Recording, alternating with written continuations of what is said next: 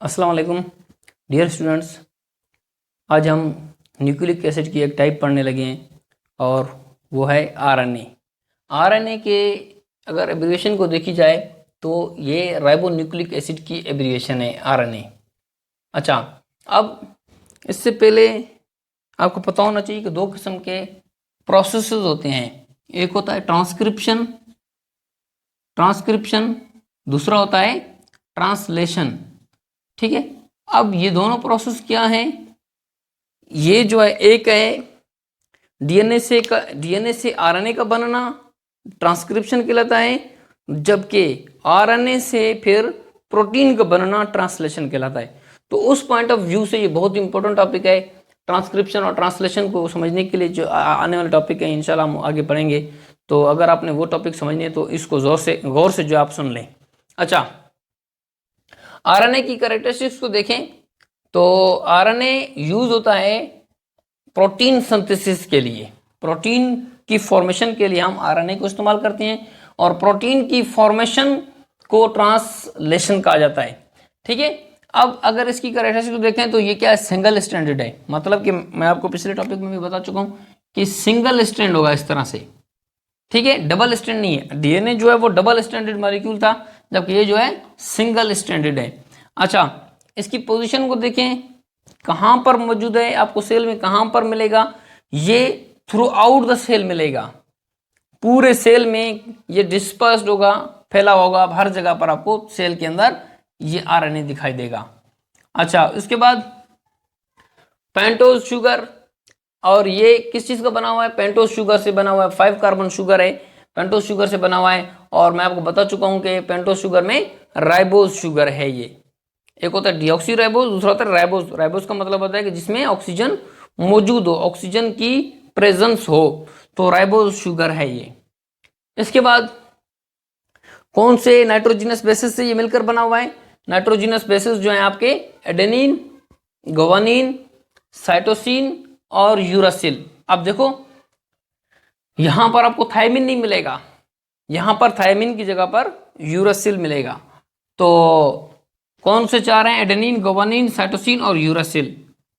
अच्छा, अब उसके बाद है इसकी टाइप्स। अगर देखें तो 3 किस्म है इसकी, 3 तरह से ये हमारे पास अवेलेबल होता है। Number 1 messenger RNA, number 2 tRNA transfer RNA, number 3 ribosomal RNA, rRNA इसको कहते हैं। अच्छा, तो हम तीनों टाइप्स को की एक्सप्लेनेशन करेंगे, तीनों टाइप्स को अच्छी तरह से समझेंगे। तो आइए चलते हैं पहले आपके मैसेंजर आरएनए की तरफ। मैसेंजर आरएनए, एमआरएनए इसको कहा जाता है।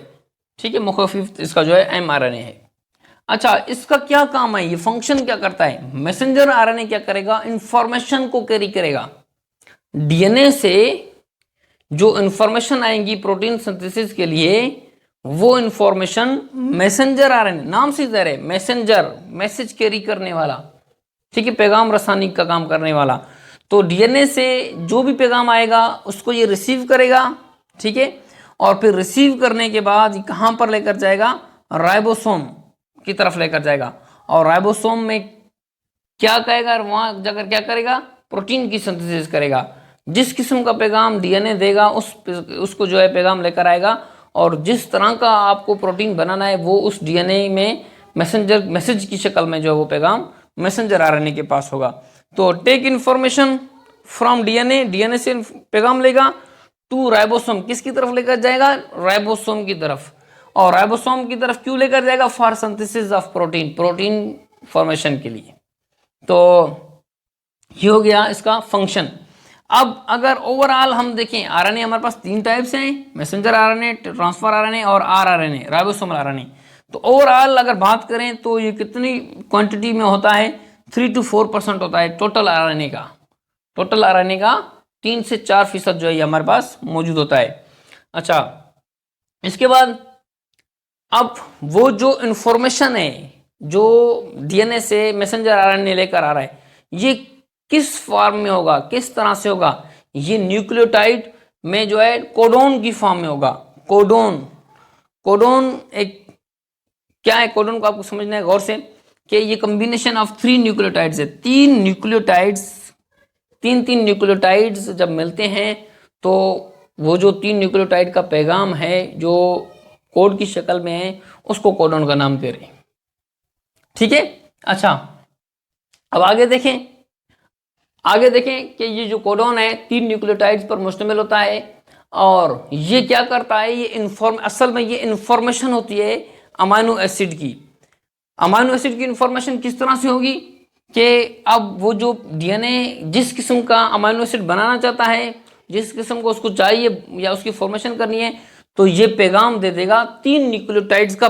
अब पेयर बनाकर तीन न्यूक्लियोटाइड्स आपस में आएंगे, उस सीक्वेंस में आएंगे। अब वो सीक्वेंस जिस भी अमाइनो एसिड की होगी वो सीक्वेंस जो है क्या कहलाती है, कोडॉन कहलाती है। इसके बाद अब ये कितना होगा, मतलब कि कितने न्यूकोडॉन्स होंगे, लेंथ ऑफ कोडॉन क्या हो सकती है अमाइनो एसिड। अब लेंथ ऑफ अमाइनो एसिड जो है ये डिपेंड करता है कि प्रोटीन कौन सा है, प्रोटीन की साइज पर डिपेंड करेगी, depend on size of protein. कैसे, मिसाल के तौर पर इसको थोड़ा सा वाज़े तौर पर आपको समझाऊं, एक्सप्लेनेशन करूं कि हमारे पास फर्ज करें एक प्रोटीन है, उसमें 1000 अमाइनो एसिड मौजूद है। एक प्रोटीन है, उसका साइज जो है वो बना हुआ है अमाइनो एसिड। जैसी बात है, प्रोटीन के जो बिल्डिंग ब्लॉक्स हैं, सब यूनिट्स हैं, वो अमाइनो एसिड हैं। अब वो अमाइनो एसिड्स कितने पर मुश्तमिल है, 1000 अमाइनो एसिड उसमें मौजूद हैं। तो 1000 अमाइनो एसिड की टाइप का प्रोटीन आपने बनाना है तो आपको पता होना चाहिए कि जबकि आपको पता होना चाहिए एक जो कोडॉन है, एक कोडॉन एक अमाइनो एसिड के लिए होता है। ठीक है, एक अमाइनो एसिड के लिए एक कोडॉन होता है। अब एक कोडॉन में कितने न्यूक्लियोटाइड्स हैं, 3। तो अमाइनो एसिड एक था तो 3 न्यूक्लियोटाइड थे। अब जबकि प्रोटीन की साइज जो है अगर 1000 अमाइनो एसिड पर मुश्तमिल हो गई है, मतलब कि 1000 जो अमाइनो एसिड उसमें है, तो आप एक को 3 के साथ ज़रब कर दो, ठीक है, या फिर 1000 को 3 के साथ ज़रब कर दो, तो कितने न्यूक्लियोटाइड्स बन जाएंगे, 3000 न्यूक्लियोटाइड्स आ जाएंगे उस मैसेंजर आरएनए में जो कोडॉन की फॉर्म में वो लेकर आएगा। ठीक है, यहां तक बात समझ में आ गई। तो इस तरह से यहां पर क्वेश्चन पूछे जाते हैं एमडीकेट्स में कि अगर एक प्रोटीन है, पॉलीपेप्टाइड चेन है, वो 500 जो है अमाइनो एसिड्स पर मुश्तमिल है, तो बताओ कि उसमें कितने न्यूक्लियोटाइड्स मौजूद हैं। तो सिंपली आप 500 को 3 के साथ ज़रब कर दो तो ये बन जाएगा 1500 न्यूक्लियोटाइड्स। तो उसमें कोडॉन ये इस तरह से आपको समझ आना चाहिए। अच्छा, ट्रांसफर आरएनए, इसके बाद दूसरी टाइप है ट्रांसफर आरएनए। अब ये तो मैसेज कैरी कर रहा था, जबकि ट्रांसफर आरएनए दूसरी टाइप है आरएनए की। ये नाम से जरा ट्रांसफर आरएनए, ट्रांसफर का मतलब होता है मुंतकिल करना। अब ये क्या करेगा, वो अमाइनो एसिड्स को लेकर आएगा, कैरी करेगा, pickup amino acids and arrange them into polypeptide chain. अब वो अमाइनो एसिड्स को लेकर आएगा और अमाइनो एसिड्स को एक खास तरतीब देगा, पॉलीपेप्टाइड चेन बनाएगा उसका।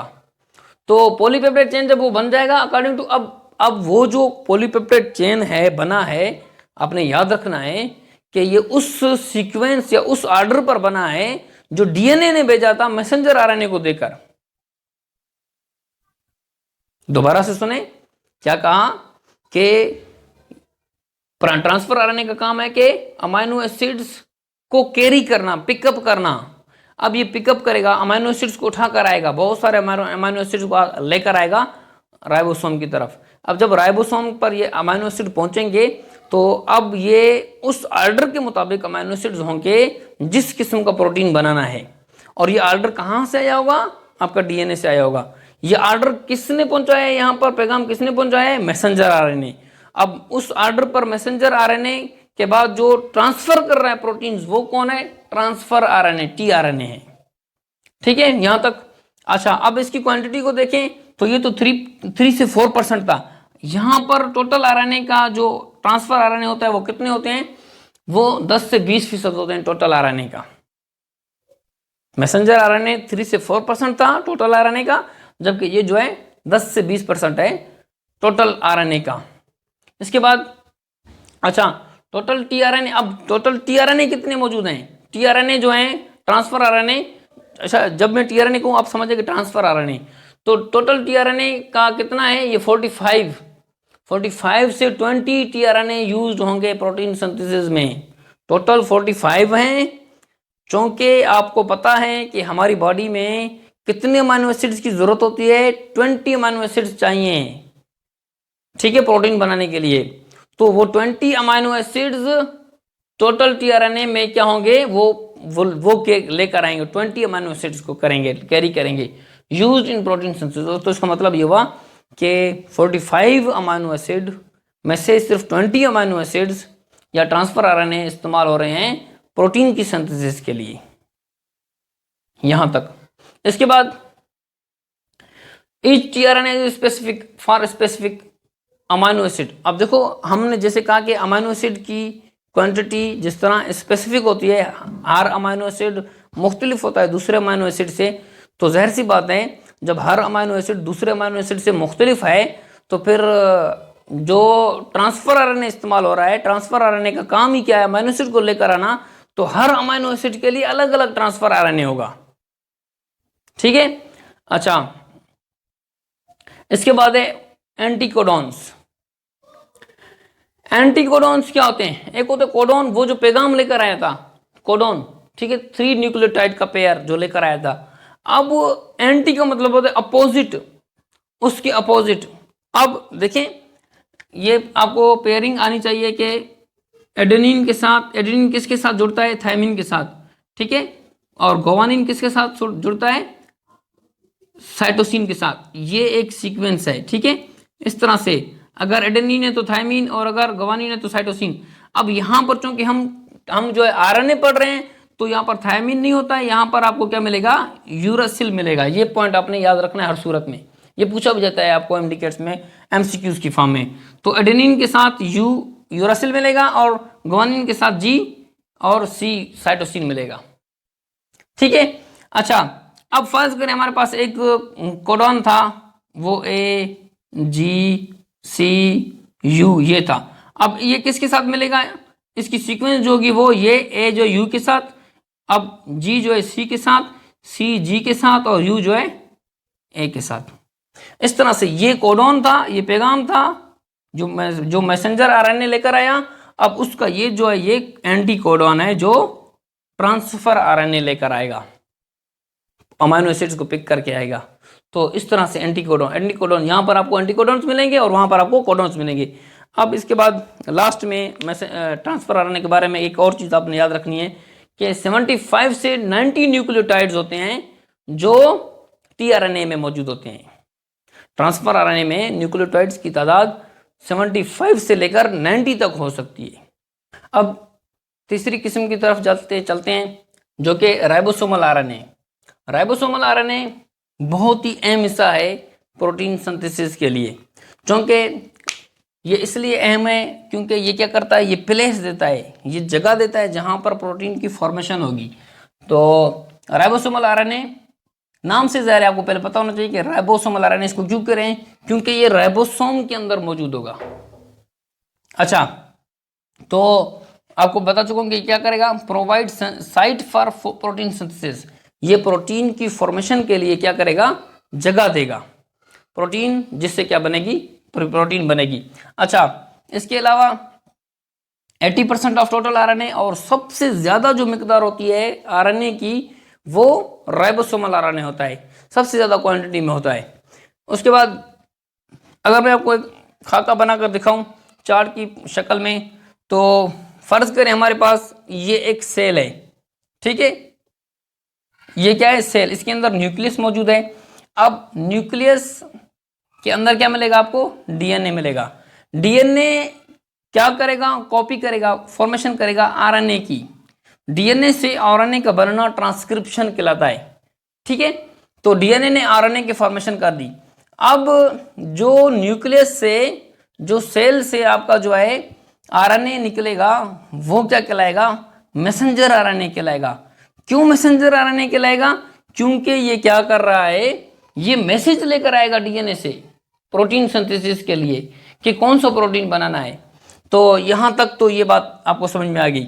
इसके बाद आप देखते हैं कि राइबोसोमल आरएनए कहां पर मौजूद है। राइबोसोमल आरएनए ये एक जो मैंने रेड कलर से, एक ब्लैक कलर से बनाया है ये वाली स्ट्रक्चर, ये क्या है आपका राइबोसोम है।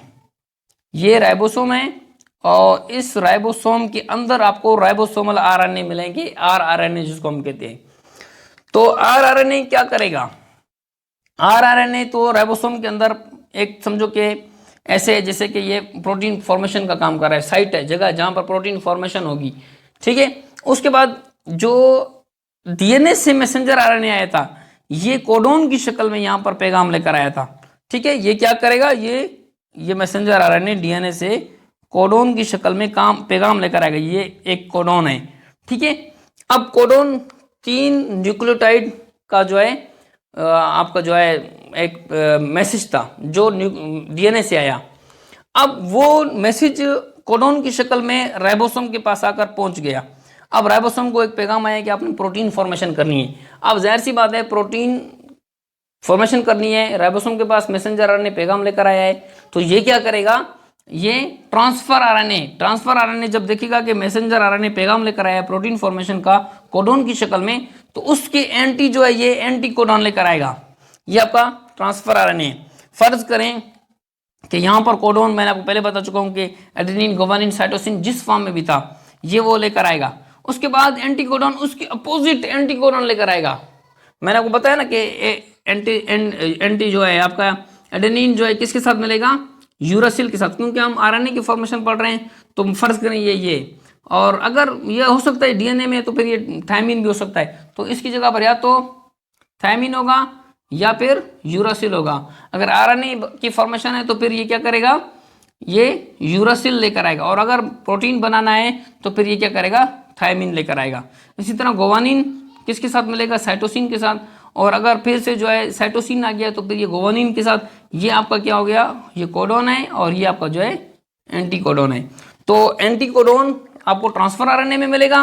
ट्रांसफर आरएनए उन एंटी कोडोन को लेकर आएगा और यहाँ पर जो है अपने अपने उसके साथ अटैच कर देगा। जब ये अटैच हो जाएंगे, बहुत सारे जो है ट्रांसफर आरएनए अपने अपने कोडोन के साथ जो है मिल जाएंगे, तो फिर इससे क्या होगा कि यहाँ पर ये जो बॉन्ड है ये टूटता जाएगा, ये टूटता चला जाएगा ये बॉन्ड। और यहाँ पर जो है आपका अमाइन और कार्बोक्सिल ग्रुप के दरमियान बॉन्ड बनता जाएगा। अमाइन और कार्बोक्सिल ग्रुप के दरमियान बॉन्ड बनता जाएगा। इस तरह बहुत सारे जो है आपके न्यूक्लियोटाइड्स जो है यहाँ पर बॉन्ड बनाते जाएंगे। इस तरह से ये एक प्रोटीन का मॉलिक्यूल फिर कहलाएगा। जब ये इससे सेपरेट हो जाएगा, इसका बॉन्ड टूट जाएगा और आपका कार्बोक्सिल और इसके अलावा जो है अमाइन के दरमियान बॉन्ड बन गया है, तो ये लार्जर यूनिट फिर क्या कहलाएगा? आपका प्रोटीन फॉर्मेशन, प्रोटीन कहलाएगा। तो इस तरह से आप इसको ऐसे भी समझ सकते हैं जैसे कि एक बड़ी फैक्ट्री है, उसके लिए आपको जाहिर सी बात है मैनेजर भी चाहिए, फैक्ट्री के लिए जगह चाहिए और उसमें वर्कर भी चाहिए। तो ये सारी चीज़ें जो हैं बिल्कुल यहाँ पर ऐसे ही वर्क हो रही हैं। तो आपका जो है ये राइबोसोमल आरएनए जो है ये क्या है? ये साइट है, फैक्ट्री है और ये क्या कर रही है? जगह है जहाँ पर प्रोटीन की फॉर्मेशन होगी। इसी तरह जो है ये एंटीकोडॉन जो आपका जो है वर्कर है, मैसेंजर आरएनए जो है आपका ये पैगाम लेकर आ रहा है, ये आपका मैनेजर है, ठीक है। तो इस तरह से तीनों के मिलने से एक प्रोटीन की फॉर्मेशन होगी। इनमें से कोई भी एक अगर नहीं हुआ तो फिर वो फैक्ट्री बंद हो सकती है। इसी तरह यहाँ पर ये भी वर्किंग नहीं हो सकती, प्रोटीन के सिंथेसिस इनके बगैर इम्पॉसिबल है। उम्मीद है आपको मेरा ये लेक्चर समझ में आ गया होगा। अगर आप इस चैनल में नए हैं तो काइंडली मेरे जो है चैनल को लाइक करें, सब्सक्राइब करें और आइकॉन जो है बटन पर क्लिक करें ताकि आपको इस तरह की मज़ीद और जो है वीडियोज़ मिलें। Thank you.